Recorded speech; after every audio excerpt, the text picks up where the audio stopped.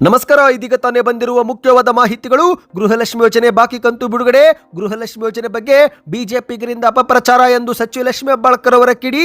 ಮತ್ತೊಂದೆಡೆಯಲ್ಲಿ ಕಾಳಸಂತೆಯಲ್ಲಿ ಅಕ್ಕಿ ಮಾರಾಟ ನಿಯಂತ್ರಣಕ್ಕೆ ಮಾಸ್ಟರ್ ಪ್ಲಾನ್ ಮಾಡಿದಂತ ಆಹಾರ ಸಚಿವ ಕೆ.ಎಚ್. ಮುನಿಯಪ್ಪನವರು. ವಿಡಿಯೋನ ಪೂರ್ತಿಯಾಗಿ ನೋಡಿ. ವಾಣಿಜ್ಯ ಸಿಲಿಂಡರ್ ಪಡೆಯಲು ಹೊಸ ನಿಯಮ ಜಾರಿಗೆ ತಂದ ಸರ್ಕಾರ. ಸದನದಲ್ಲಿ ಕೆ.ಎಚ್. ಮುನಿಯಪ್ಪನವರ ಹೇಳಿಕೆ. ಎಲ್ಲ ಸುದ್ದಿಗಳು ಬಂದಿವೆ ಸ್ನೇಹಿತರೆ. ಮತ್ತೊಮ್ಮೆ ಲಾಕ್ಡೌನ್ ಬಗ್ಗೆ ಪ್ರಧಾನಿ ಮೋದಿ ಅವರಿಂದ ಮುನ್ನೆಚ್ಚರಿಕೆ. ಪ್ರತಿಯೊಂದು ಸವಾಲಿಗೂ ಸಿದ್ಧರಾಗಿರಿ. ಯುದ್ಧ ದೀರ್ಘಕಾಲವಾಗಬಹುದು.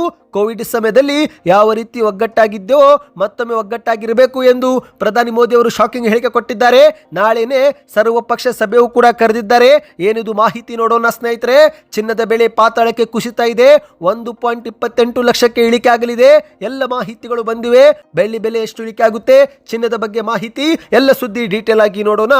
ಅದಕ್ಕೂ ಮೊದಲು ನೀವು ನಮ್ಮ ಚಾನಲ್ಗೆ ಮೊದಲು ಬಾರಿ ಭೇಟಿ ಕೊಡುತ್ತಿದ್ರೆ ದಯವಿಟ್ಟು ಸಬ್ಸ್ಕ್ರೈಬ್ ಆಗಿ ಪಕ್ಕದಲ್ಲಿ ಕಾಣಿಸೋ ಗಂಟೆ ಒತ್ತಿ. ಇದರಿಂದ ರಾಜ್ಯದ ಮಾಹಿತಿಗಳು ನಿಮಗೆ ಸಿಗುತ್ತಿರುತ್ತವೆ. ದಯವಿಟ್ಟು ವಿಡಿಯೋಗೆ ಲೈಕ್ ಮಾಡಿ ಮತ್ತು ವಿಡಿಯೋ ಪೂರ್ತಿಯಾಗಿ ನೋಡಿ. ಬನ್ನಿ ಸ್ನೇಹಿತರೆ, ಎಲ್ಲ ಮುಖ್ಯವಾದ ಮಾಹಿತಿಗಳನ್ನು ಡೀಟೇಲ್ ಆಗಿ ನೋಡೋಣ. ನೀವು ಕೂಡ ಗೃಹಲಕ್ಷ್ಮಿ ಯೋಜನೆ ಫಲಾನುಭವಿಗಳಾಗಿದ್ದರೆ ಜನವರಿ ತಿಂಗಳಿನಿಂದ ಇಲ್ಲಿಯವರೆಗೆ ನಿಮ್ಮ ಬ್ಯಾಂಕ್ ಖಾತೆಗೆ ಎಷ್ಟು ಕಂತು ಜಮಾವಾಗಿದೆ ಕಮೆಂಟ್ ಮಾಡಿ. ಸರ್ಕಾರದ ವರದಿಯ ಪ್ರಕಾರ ಕಳೆದ 3 ತಿಂಗಳ ಅವಧಿಯಲ್ಲಿ ಅಂದರೆ ಜನವರಿ ತಿಂಗಳಿನಿಂದ ಮಾರ್ಚ್ ವರೆಗೆ ಒಟ್ಟು 4 ಕಂತುಗಳನ್ನು ಜಮೆ ಮಾಡಲಾಗಿದೆ. ಹೌದು, ಜನವರಿಯಲ್ಲಿ 1 ಕಂತು, ಫೆಬ್ರವರಿಯಲ್ಲಿ 2 ಕಂತು ಮತ್ತು ಮಾರ್ಚ್ ತಿಂಗಳಲ್ಲಿ ಮತ್ತೊಂದು ಕಂತು ಬಿಡುಗಡೆ ಮಾಡುವ ಮೂಲಕ ಒಟ್ಟು 8,000 ಹಣವನ್ನು ಫಲಾನುಭವಿಗಳ ಬ್ಯಾಂಕ್ ಖಾತೆಗೆ ಜಮೆ ಮಾಡಲಾಗಿದೆ ಎಂದು ಹೇಳಲಾಗ್ತಾ ಇದೆ. ಇನ್ನು ಇದೇ ಮಧ್ಯೆ ಗೃಹಲಕ್ಷ್ಮಿ ಯೋಜನೆ ಕುರಿತಂತೆ ಬಿಜೆಪಿಗರು ಅಪಪ್ರಚಾರ ಮಾಡ್ತಿದ್ದಾರೆ ಎಂದು ಲಕ್ಷ್ಮೀ ಹೆಬ್ಬಾಳ್ಕರ್ ಅವರು ಇಂದು ಕಿಡಿಕಾರಿದ್ದಾರೆ. ಹೌದು ಸ್ನೇಹಿತರೆ, ಹೆಣ್ಣು ಸ್ವಾಭಿಮಾನದ ಪ್ರತೀಕ. ಹೆಣ್ಣು ಧೈರ್ಯದಿಂದ ಇದ್ರೆ ಇಡೀ ಮನೆಗೆ ಬೆಳಕಿದ್ದಂತೆ. ಮನೆಯಲ್ಲಿರುವ ಮಕ್ಕಳು, ಗಂಡ, ಅತ್ತೆ, ಮಾವ ಎಲ್ಲರೂ ಕೂಡ ಧೈರ್ಯದಿಂದ ಇರುತ್ತಾರೆ ಎಂದು ಲಕ್ಷ್ಮೀ ಹೆಬ್ಬಾಳ್ಕರ್ ಅವರು ಇಂದು ಹೇಳಿಕೆ ಕೊಟ್ಟಿದ್ದಾರೆ. ಹೌದು, ಬೆಂಗಳೂರಿನ ರವೀಂದ್ರ ಕಲಾಕ್ಷೇತ್ರದಲ್ಲಿ ಮಂಗಳವಾರ ನಡೆದಂತ ಅಂತಾರಾಷ್ಟ್ರೀಯ ಮಹಿಳಾ ದಿನಾಚರಣಾ ಕಾರ್ಯಕ್ರಮದಲ್ಲಿ ಲಕ್ಷ್ಮೀ ಹೆಬ್ಬಾಳ್ಕರ್ ಅವರು ಭಾಗವಹಿಸಿ ಮಾತನಾಡಿದ್ದಾರೆ. ಮಹಿಳೆ ಮನೆಯಲ್ಲಿ ನಕ್ಕರೆ ಇಡೀ ಮನೆ ನಗುತ್ತಿರುತ್ತೆ. ಸ್ವಾಭಿಮಾನದಿಂದ ಇದ್ದರೆ ಮನೆಯಲ್ಲಿರುವ ಎಲ್ಲರೂ ಕೂಡ ಸ್ವಾಭಿಮಾನದಿಂದ ಇರುತ್ತಾರೆ. ಇಂದಿನ ಸಮಾಜದಲ್ಲಿ ಪುರುಷರ ವಿಚಾರಧಾರೆ ಕೂಡ ಬದಲಾಗಿದೆ. ಇಂದು ಪುರುಷರು ಕೂಡ ಮಹಿಳೆಯರಿಗೆ ಪ್ರೋತ್ಸಾಹ ನೀಡುತ್ತಿದ್ದಾರೆ. ಇಂದು ಪ್ರತಿಯೊಬ್ಬ ಯಶಸ್ವಿ ಮಹಿಳೆ ಹಿಂದೆ ಪುರುಷರು ಕೂಡ ನಿಂತಿರುತ್ತಾರೆ ಎಂದು ಲಕ್ಷ್ಮೀ ಹೆಬ್ಬಾಳ್ಕರ್ ಅವರು ಹೇಳಿಕೆ ಕೊಟ್ಟಿದ್ದಾರೆ. ಇದೇ ಮಧ್ಯೆ ಗೃಹಲಕ್ಷ್ಮಿ ಯೋಜನೆ ಬಗ್ಗೆ ಬಿಜೆಪಿಗರು ಅಪಪ್ರಚಾರ ಮಾಡ್ತಿದ್ದಾರೆ ಎಂದು ಆಕ್ರೋಶ ವ್ಯಕ್ತಪಡಿಸಿದ್ದಾರೆ. ಹೌದು, ಬಿಜೆಪಿಯವರು ಸುಮ್ಮನೆ ಗೃಹಲಕ್ಷ್ಮಿ ಯೋಜನೆ ಬಗ್ಗೆ ಆರೋಪ ಮಾಡ್ತಿದ್ದಾರೆ. ಕಳೆದ ವರ್ಷದ ಫೆಬ್ರವರಿ ಮಾರ್ಚ್ ತಿಂಗಳ ಹಣ ಹಾಕಿಲ್ಲ ಅಂತ ಆರೋಪ ಮಾಡ್ತಿದ್ದಾರೆ. ಗೃಹಲಕ್ಷ್ಮಿ ಯೋಜನೆಯಲ್ಲಿ ನಾನೇನಾದ್ರೂ 5,000 ಕೋಟಿ ಹಗರಣ ಮಾಡಿದ್ರೆ ಮೋದಿ ಸರ್ಕಾರದ ಇಡಿ ಇಲಾಖೆ ನಮ್ಮ ಮನೆ ಬಾಗಿಲಿಗೆ ಬಂದು ನಿಲ್ತಾ ಇತ್ತು. ಮಾತಿನ ಚಪಲಕ್ಕೆ ಬಿಜೆಪಿಗರು ಯೋಜನೆ ಬಗ್ಗೆ ಟೀಕೆ ಮಾಡ್ತಿದ್ದಾರೆ. ನಾನು ಜೀವನದಲ್ಲಿ ಶಿಸ್ತನ್ನು ಅಳವಡಿಸಿಕೊಂಡು ಸಾಗುತ್ತಿದ್ದೇನೆ.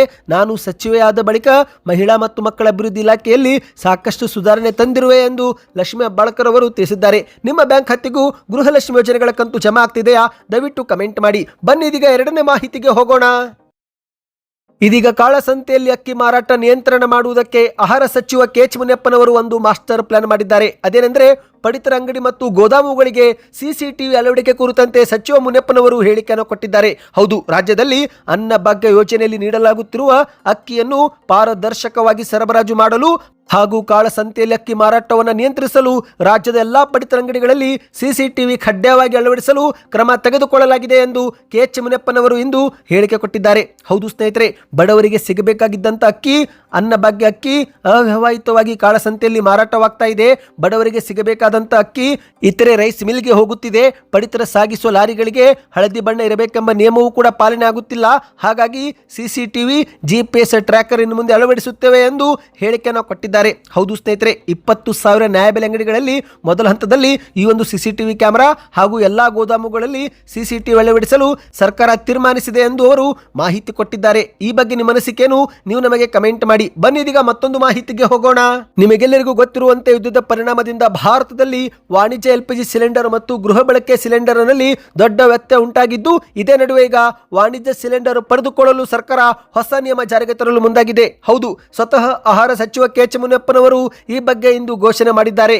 ರಾಜ್ಯದಲ್ಲಿ ಅಡುಗೆ ಅನಿಲದ ಕೊರತೆ ಮತ್ತು ಕಾಳಸಂತೆಯಲ್ಲಿ LPG ಮಾರಾಟವನ್ನು ತಡೆಗಟ್ಟಲು ಇನ್ನು ಮುಂದೆ ವಾಣಿಜ್ಯ ಬಳಕೆ ಸಿಲಿಂಡರ್ ಪಡೆದುಕೊಳ್ಳುವವರು ಕಡ್ಡಾಯವಾಗಿ GAIL ಅಂದ್ರೆ ಗೇಲ್ ಸಂಸ್ಥೆಯಲ್ಲಿ ನೋಂದಣಿ ಮಾಡಿಕೊಳ್ಳಬೇಕು ಎಂದು KH ಮುನಿಯಪ್ಪನವರು ಹೇಳಿದ್ದಾರೆ.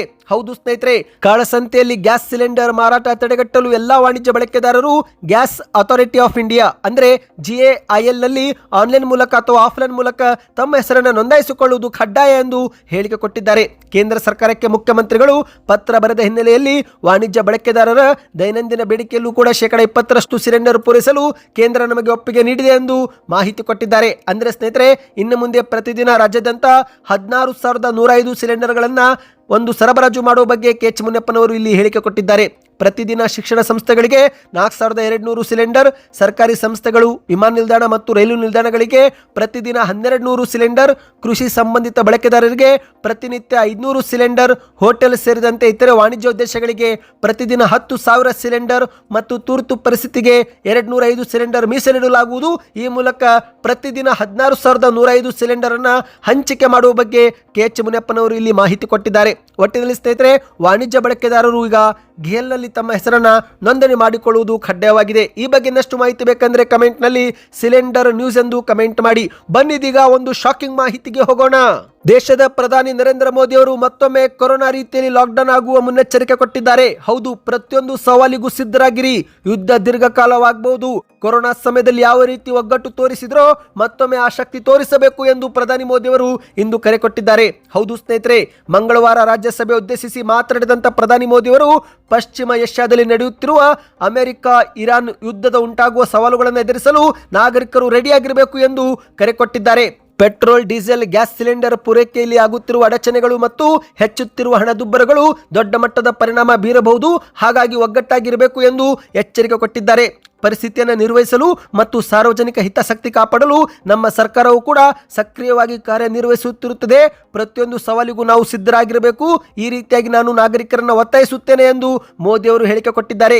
ಈ ಒಂದು ಯುದ್ಧದ ಪರಿಣಾಮವು ದೀರ್ಘಕಾಲವಾಗಿರಬಹುದು, ಆದರೆ ನಮ್ಮ ಸರ್ಕಾರ ಜಾಗರೂಕವಾಗಿದೆ. ರಾಷ್ಟ್ರದ ಹಿತಾಸಕ್ತಿ ಅತ್ಯುನ್ನತವಾಗಿದೆ. ನಾನು ಜನರಿಗೆ ಭರವಸೆ ನೀಡುತ್ತೇನೆ ಎಂದು ಪ್ರಧಾನಿ ಮೋದಿ ಅವರು ಹೇಳಿಕೆ ಕೊಟ್ಟಿದ್ದಾರೆ. ಕೋವಿಡ್ ಅವಧಿಯಂತೆ ಈ ಒಂದು ಅವಧಿಯು ಕೂಡ ಅತಿ ಸವಾಲುಗಳನ್ನು ಎದುರಿಸಲು ನಾವೆಲ್ಲರೂ ಒಗ್ಗಟ್ಟಾಗಿರಬೇಕು ಎಂದು ಮೋದಿ ಅವರು ಹೇಳಿದ್ದಾರೆ. ಮುಂದಿನ ಸವಾಲುಗಳು ನಮ್ಮನ್ನ ಪರೀಕ್ಷಿಸುತ್ತವೆ. ಎಲ್ಲ ರಾಜ್ಯಗಳು ಪೂರ್ವಭಾವಿಯಾಗಿ ಕಾರ್ಯನಿರ್ವಹಿಸಬೇಕೆಂದು ನಾನು ಒತ್ತಾಯಿಸುತ್ತೇನೆ.